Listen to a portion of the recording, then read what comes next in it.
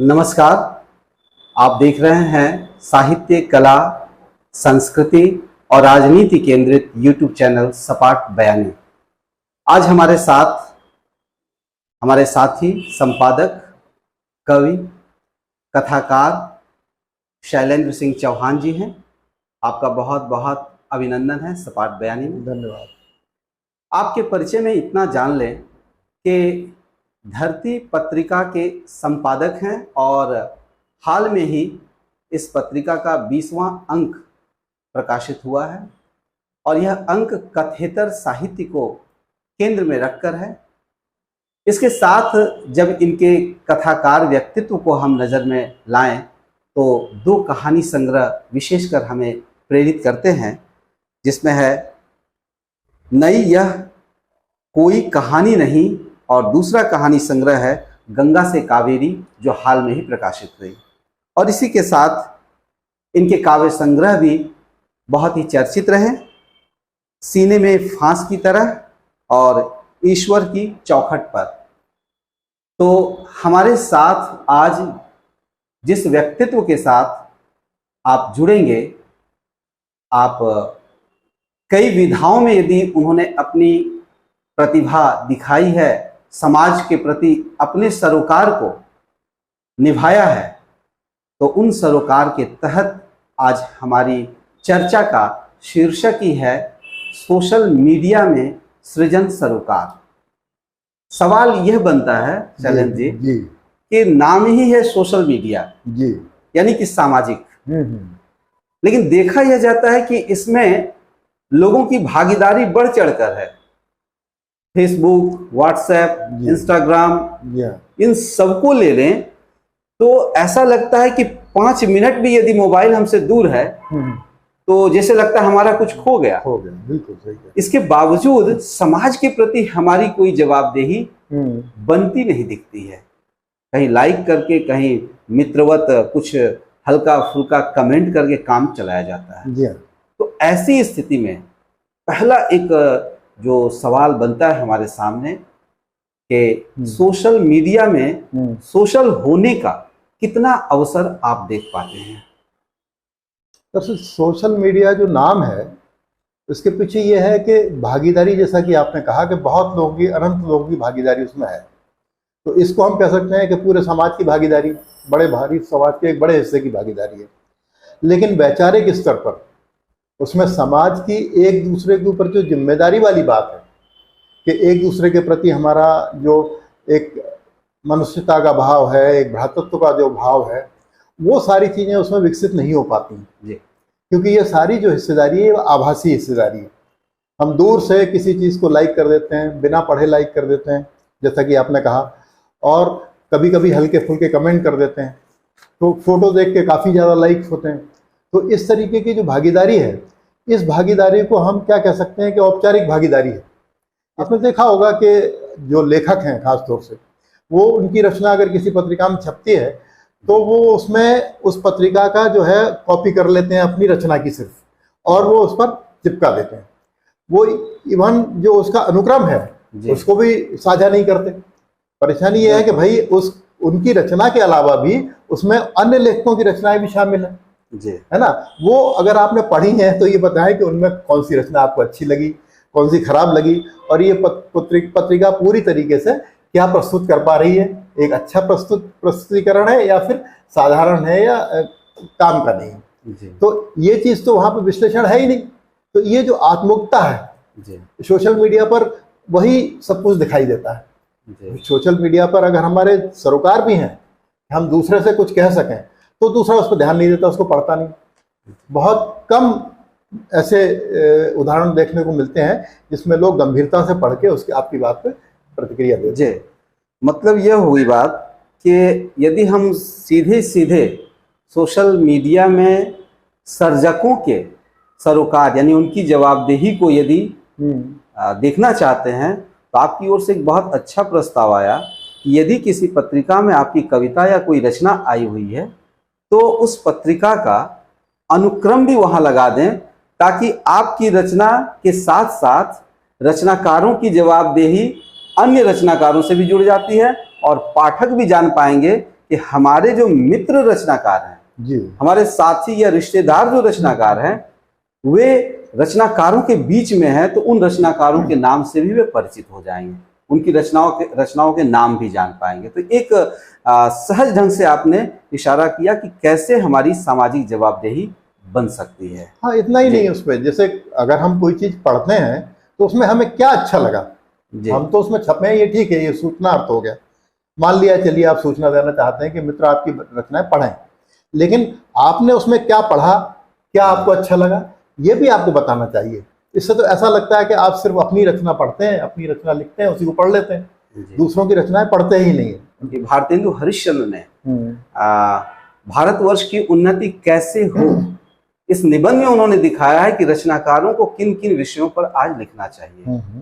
तो आप चूंकि संपादक की भूमिका में भी हैं, एक संपादक की हैसियत से क्या सलाह देना चाहेंगे हमारे सर्जक साथियों को, जिससे उनकी जवाबदेही समाज के प्रति निभ पाएगी आज के दौर में इस सोशल मीडिया। अगर आप किसी से कहें कि आप ये लिखिए और उसका लेखन उस तरीके का, उस स्तर का नहीं है, तो वो लिख के भी जो देगा वो भी उसका स्तर भी वैसा ही होगा, तो उससे कोई बहुत प्रभाव पड़ने वाला नहीं है।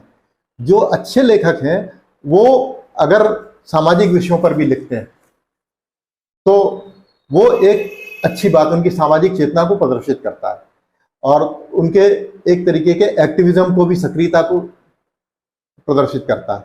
लेकिन लेखकों की श्रेणियां, जैसे मैंने बताया कि कुछ जो है अपने आप में खोए रहते हैं, है ना, तो वो इंट्रोवर्ट किस्म के लेखक होते हैं। जी, आपने एक बात रखी जी कि चाहे हम उन्हें विषय सुझाव भी दें या प्रस्ताव भी रख दें, जी, तो वह स्तरीयता नहीं आ पाएगी। हाँ, जवाबदेही को लेकर बिल्कुल गंभीरता से स्तर को आप विषय के स्तर पर किस रूप में देखना चाहेंगे कि किस विषय को आप स्तरीय मान सकते हैं या अपने संपादन कर्म में स्तरीय मानते हैं?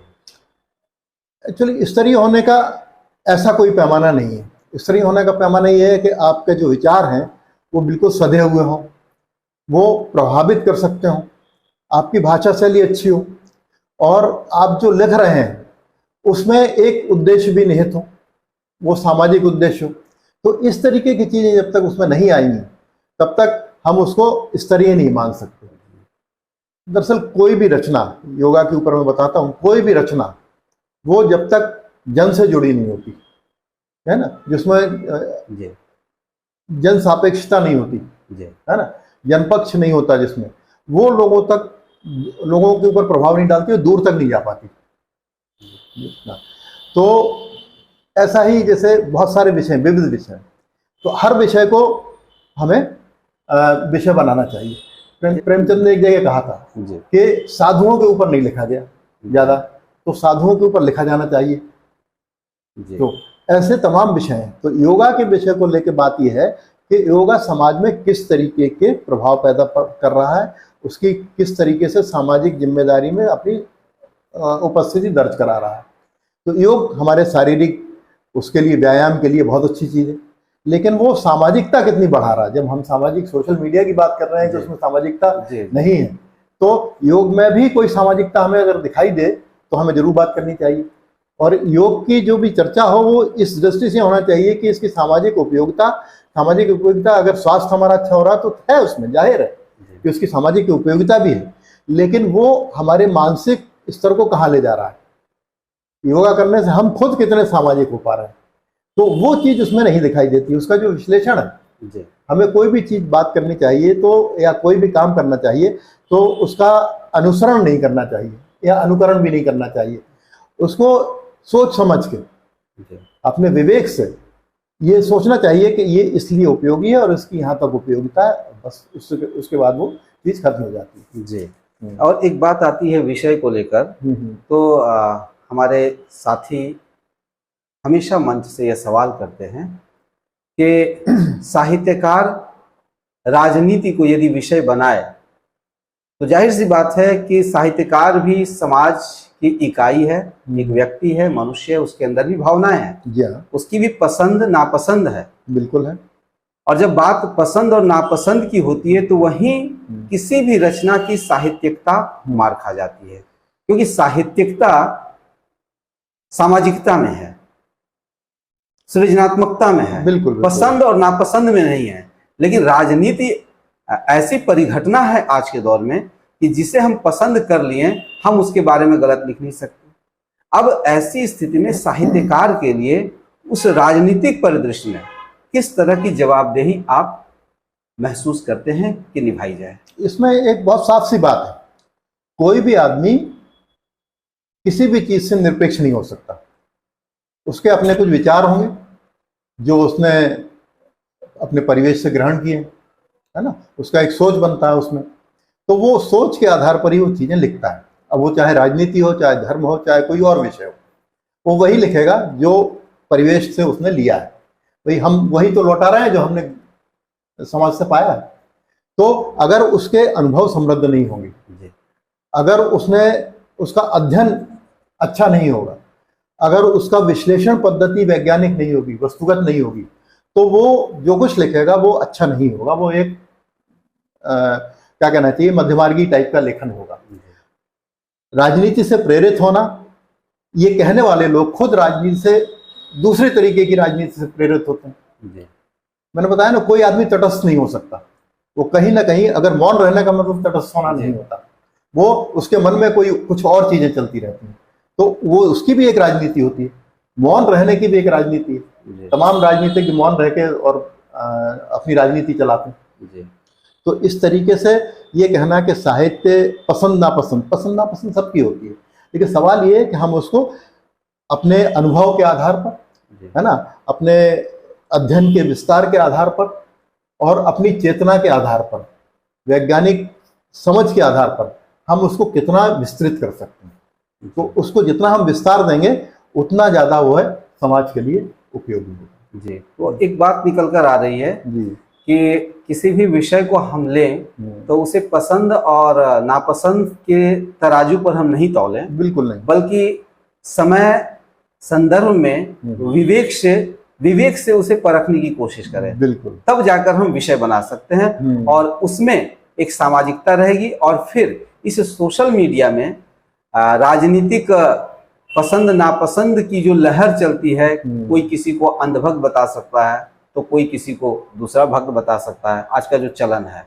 ऐसे दौर में साहित्यकार के पास तो बहुत अच्छा औजार है साहित्य, जिसमें उन्हें लगता है कि हम कह भी दिए और पकड़ भी नहीं जाएंगे, कह भी दिए और पकड़े भी नहीं जाएंगे, बच भी जाएंगे। तो ऐसी स्थिति में आपने जो बात रखी कि कह भी दें और पकड़े भी ना जाएं, तो जाहिर सी बात है कि इसके बीच कहीं ना कहीं एक विश्लेषणात्मक सामर्थ्य को विकसित करने की जरूरत है। जो लिखता है वो अपने सोच से, पसंद नापसंद से अगर लिखता है तो उसमें कितना उसके अंदर में जो है वो पोटेंशियल है ना, वो किस पोटेंशियल के साथ लिखता है, किस विचारधारा के तहत लिखता है और कितनी समझ के साथ लिखता है, ये सारी चीजें भी उसमें आनी चाहिए। जैसा कि आपने कहा कि बीच का रास्ता, बात कह भी दें और पकड़े भी ना जाए, है ना, और जो लोग पसंद करते हैं अंधभक्त भी कह सकते हैं। तो ये चीजें जो है ये सतही चीजें हैं। बहुत सारा जो लेखन है जिसे आप कह रहे हैं वो एक सतही लेखन है। गंभीरता से उसी चीज को लिया जा सकता है जिसमें आपने बहुत मेहनत के साथ, श्रम के साथ में, अध्ययन के साथ में और पूरे का पूरा समाज का जो है वो अनुभव लेकर उस चीज को एक अभिव्यक्ति के रूप में ढाला है।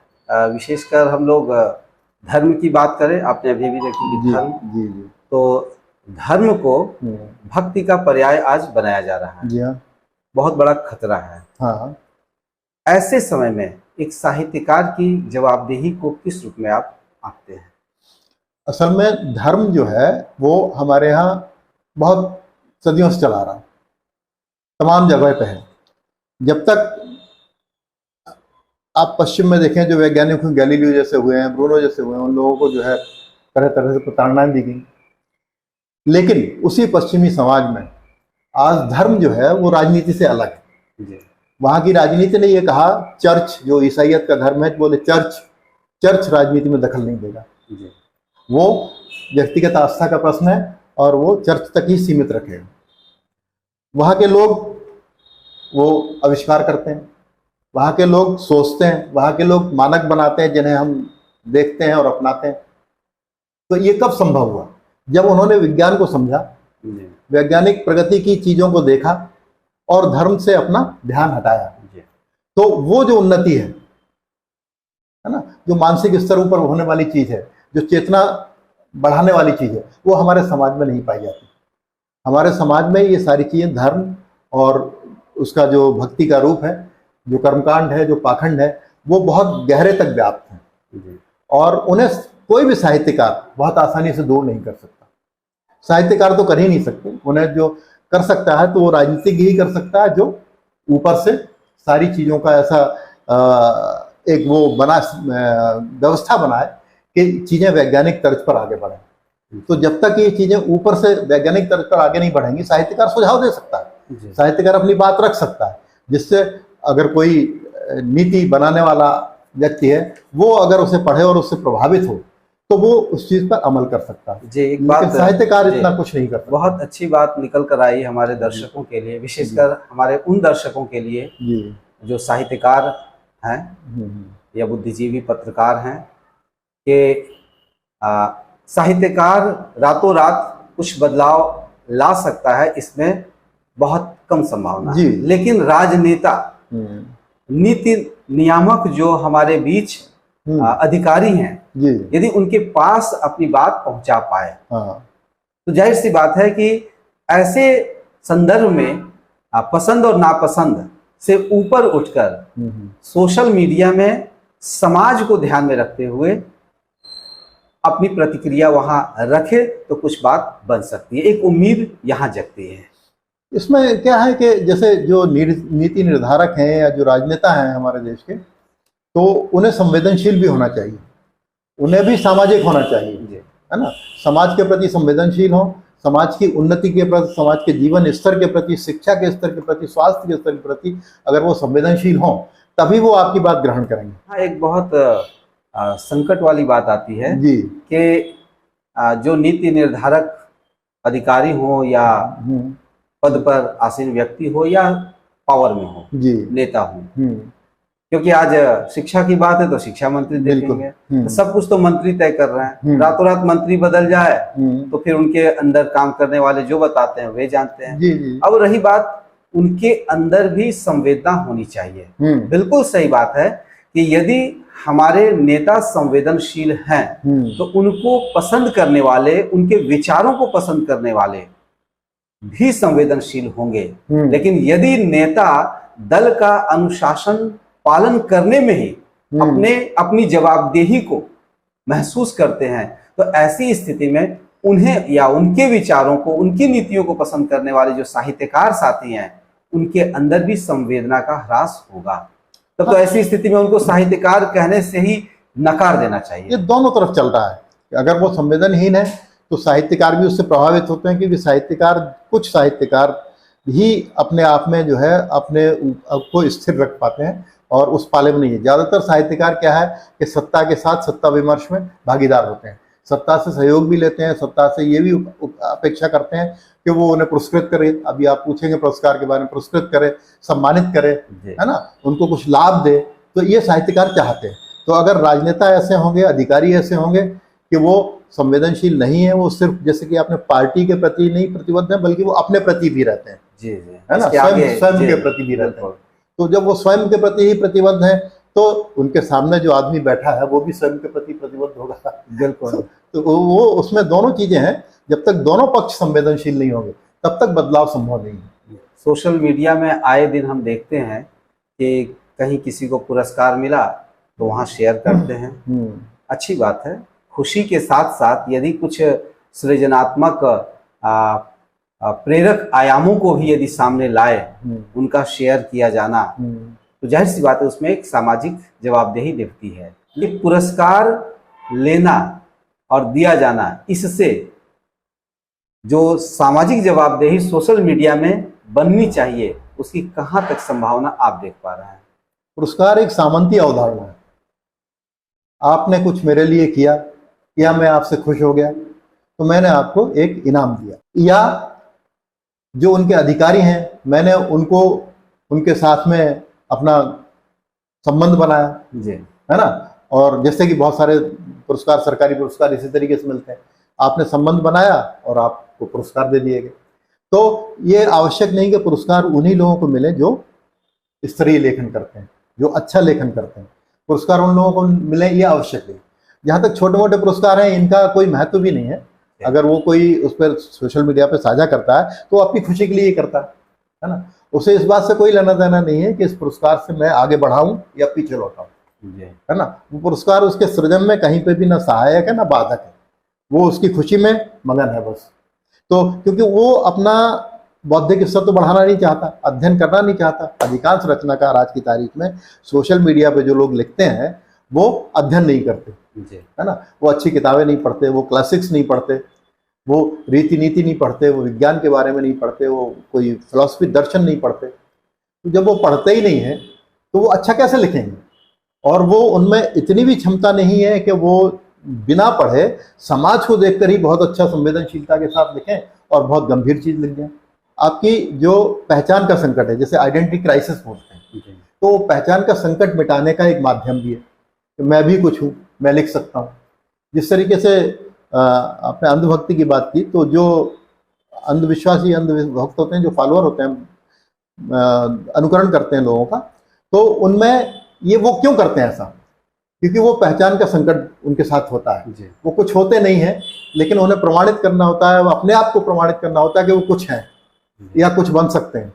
तो इसलिए वो ऐसी चीजें करते हैं जिससे पूरी मनुष्य जाति को भी हानि हो सकती है, समाज को हानि हो सकती है। जैसे कि आपने देखा बहुत सारी ऐसी चीजें होती हैं, घटनाएं होती हैं समाज में कि मॉब लिंचिंग टाइप की घटनाएं होती हैं, बहुत कुछ होता है। तो वो चाहते हैं कि उन्हें लोग जाने। हर व्यक्ति की ये इच्छा होती है कि उसको उसकी पहचान हो। तो ये पहचान कौन देता है? ये पहचान भी राजनीति ही देती है। अगर सत्ता में बैठे लोग हैं वो आपका पूरा ख्याल रखें और आपकी प्रतिभा को आगे बढ़ाएं, जो प्रतिभा सब में है, तो उसकी ये चीज खत्म हो सकती है, ये भावना। तो सोशल मीडिया पर जो कुछ लिखा जाता है, हम उसको इन अर्थों में ना लें कि वो सारा सृजन है। उसमें 90% जो है वो सिर्फ उनकी भावाभिव्यक्ति है और त्वरित प्रतिक्रिया है, उससे ज्यादा वो कुछ नहीं। जी, अब अंत में मैं कुछ छोटी छोटी बातें जानना चाहूँगा कि सृजन सोशल मीडिया में कई तरह से है। हम लाइक करते हैं, वह भी एक सृजन है, क्योंकि हमने जब लाइक किया तो सामने वाले को लाइक का संकेत जब मिलता है तो खोलकर देखता है कि आखिर किसने लाइक किया। हाँ, क्योंकि उस लाइक से भी उसे एक उसी दिशा में प्रेरणा मिलती है। दूसरी बात होती है कि जब हम शेयर करते हैं, पसंद आती है चीजें, रचनाएं, विचार, तो हम उसे शेयर करते हैं। इसी तरह से छोटे मोटे कमेंट भी करते हैं, जैसे बहुत खूब, कोई रचना आई, बहुत खूब। तो इस तरह के जो हमारे प्रयास होते हैं वे भी सृजनात्मक हो सकते हैं। लेकिन अक्सर यह देखा जाता है कि कविताएं आई, बातें आई और उन्हें पढ़कर कम, देख कर कि वह किसका है हमने लाइक कर दिया। कभी कभी ऐसा भी देखने को मिलता है कि एक अच्छी रचना भले ही ना हो, लेकिन एक रचना है, लेकिन उस रचना पर लाइक्स और कमेंट्स, शेयर कुछ नहीं आएंगे। लेकिन यदि उसी व्यक्ति की एक तस्वीर आ जाए, मैं नहीं कहता हूं वो महिला ही हो, तस्वीर आ जाए, तो देखें उस पर लाइक्स पे लाइक और कमेंट पर कमेंट, बहुत खूब, क्या सुंदर, बहुत सारी चीजें आने लग जाती है। तो यह जो एक क्लिक कल्चर, जगदीश्वर चतुर्वेदी सर ने बात रखी थी, क्लिक कल्चर है, यह क्लिक कर दिए। तो यह जो बात आती है, इसे कैसे हम सृजनात्मक बना पाएंगे? दरअसल हर व्यक्ति का एक मनोविज्ञान होता है, ये मनोवैज्ञानिक चीजें हैं। समाज का सामूहिक मनोविज्ञान बन जाता है। तो जो मनोविज्ञान होता है हर व्यक्ति का, जिसने लाइक किया, बिना देखे लाइक किया, वो एक तरीके का सामाजिक दायित्व निर्वहन किया उसने, बिना देखे लाइक करने का, कि ये मेरे मित्र हैं, मैंने इन्हें लाइक कर दिया, खुश हो जाइए। तो इस तरीके की चीजें हैं। छोटे मोटे कमेंट बहुत खूब किया जिसने, उसने भी अपना सामाजिक दायित्व निर्वाह किया कि ये मेरे मित्र हैं, मैंने लिख दिया बहुत खूब, तो चलो ठीक है। लेकिन अब आप थोड़ा पीछे जाइए। जो पत्रिकाओं में या किताबें जब छपती थी तो पत्रिकाओं में प्रतिक्रियाएं आती थी, वो प्रतिक्रियाएं बहुत खूब करके लिख के नहीं आती थी। और अगर बहुत खूब किसने लिख के भेजा तो संपादक उसको छापता नहीं, जी उसमें क्या प्रतिक्रियाएं आती थी कि मैंने ये कहानी पढ़ी, मैंने ये कविता पढ़ी, इसमें ये चीज़ मुझे अच्छी लगी, ये चीज़ मुझे इसके बारे में मेरी उत्सुकता है कुछ जानने की, ये चीज़ मेरे समझ में नहीं आई। ये सारी चीज़ें वो लिखता था, मतलब वो पढ़ता था। तो सृजन वो तब हुआ जब वो पढ़ के प्रतिक्रिया दे। अगर मैंने आंख बंद करके किसी को लाइक कर दिया, किसी को बहुत खूब लिख दिया, तो वो सृजन की श्रेणी में नहीं आएगा। पहली चीज़ तो ये। दूसरी चीज़ ये है कि जैसा आपने कहा कि फोटो को लाइक करते हैं, ज़्यादा लोग लाइक करते हैं फोटो को। फोटो को लाइक करने का ये क्या है कि जैसे चाक्षुष आनंद है, सिनेमा को बहुत लोग लाइक करते हैं, टीवी को बहुत लोग लाइक करते हैं आज की तारीख में, मोबाइल को बहुत देखने को, जो रील्स बनती हैं उन्हें देखने में बड़े लोग लाइक करते हैं। तो ये जो चाक्षुष प्रक्रिया है ये आसान है और ये मस्तिष्क पर जल्दी प्रभाव डालती है, रिफ्लेक्शन इसमें बड़ी जल्दी होता है। तो इस माध्यम पे लोग ज़्यादा तुरंत ध्यान देते हैं और उनको लाइक कर देते हैं और उसके ऊपर कोई कमेंट कर देते हैं, हल्का मुल्का कमेंट कर देते हैं। इसलिए हमेशा जो फोटो पे हैं, किसी भी तरीके के फोटो डालें आप, अपना ही नहीं कोई और भी फोटो डालें, तो उस पर हमेशा आपको ज़्यादा लाइक मिलेंगे। चलते चलते लाइक कर दिया, पढ़ना तो है ही नहीं उसको, है ना, समझना भी नहीं है, सिर्फ उसको देखा और लाइक कर दिया। तो ये शॉर्टकट है, लोग मेहनत नहीं करना चाहते पढ़ने की। अब आप गंभीर, जैसे मैं लेख लिखूँ या गंभीर टिप्पणी लिखूँ, तो उस पर कितने आएंगे, 25-50 कमेंट आएंगे, है ना। लेकिन अगर फोटो डाल दिया जाए तो उस पर 100 से अधिक कमेंट आएंगे। कमेंट भी आएंगे बहुत अच्छा, सुंदर, सुपर, इस तरीके के कमेंट आएंगे। तो सोशल मीडिया में अभी उस तरीके का विकास नहीं हो पाया है कि लोग उस चीज़ को गंभीरता से बात करें उसके ऊपर। और दोस्तों के बीच में क्यों जाती है वो, तो फिर पब्लिक, अगर आप उसको स्फीयर में डालते हैं तो बहुत लोगों के पास वो चीज़ जाती है। तो दोस्तों तक हम पहुंचा सकें, तो वही बात है कि मैं अपनी पहचान बनाने की संकट से गुजर रहा हूँ, मैं महत्वाकांक्षी हूँ, मैंने मेहनत करना नहीं सीखा है, मैंने गंभीरता से लिखना नहीं सीखा है। नहीं तो मुझे ना कमेंट की जरूरत है ना किसी चीज़ की जरूरत है। अगर मैं गंभीरता से लिखूंगा और उसमें डालूंगा तो कुछ गंभीर लोग पढ़ेंगे और बताएंगे क्या उसमें रिएक्शन, उनका क्या प्रतिक्रिया है, और वही सार्थक हो।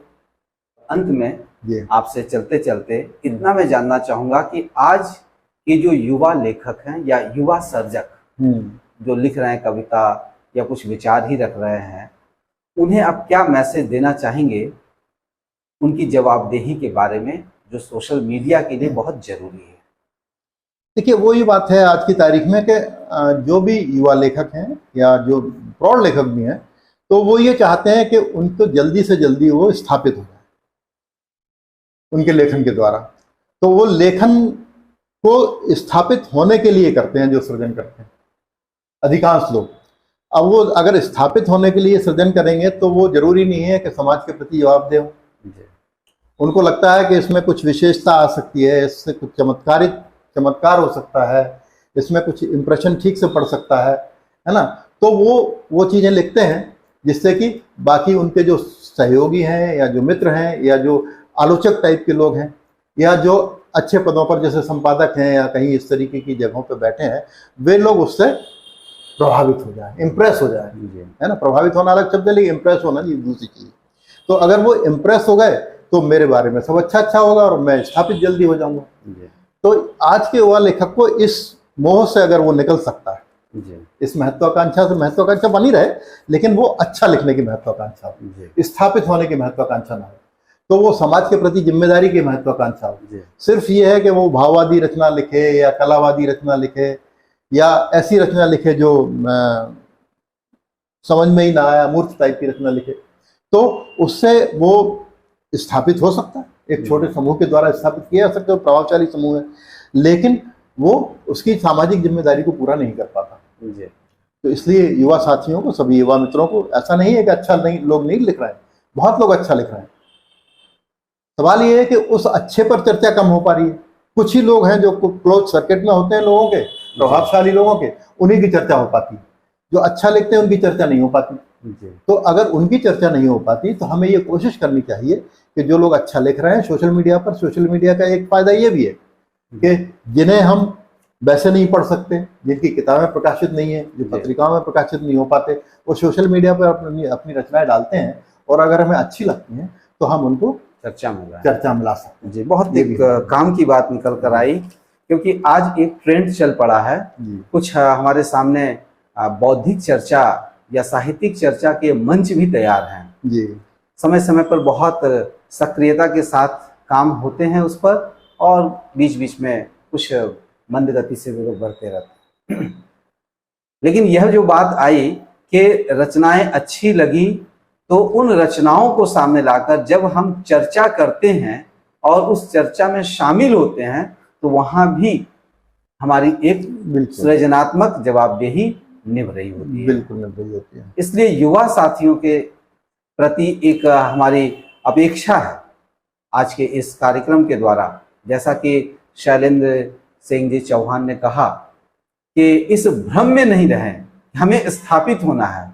यदि हम समाज के नव निर्माण के प्रति हम संकल्प ले रहे हैं, हम उसके प्रति समर्पित हैं, तो हमें स्थापना तो मिल ही जाएगी और साथ ही साथ हमारे द्वारा जो लेखन कार्य होगा उसकी एक सार्थकता भी बनी रहेगी। तो चर्चा हम अब यही समाप्त करते हैं, इतना स्मरण कराते हुए कि आज हमने बहुत गंभीर चर्चा बहुत सहज ढंग से करने की कोशिश की, क्योंकि सोशल मीडिया में हम सब की भागीदारी ठीक वैसे ही है जैसे कि मोबाइल अपनी संतान से भी अधिक प्यारा हो।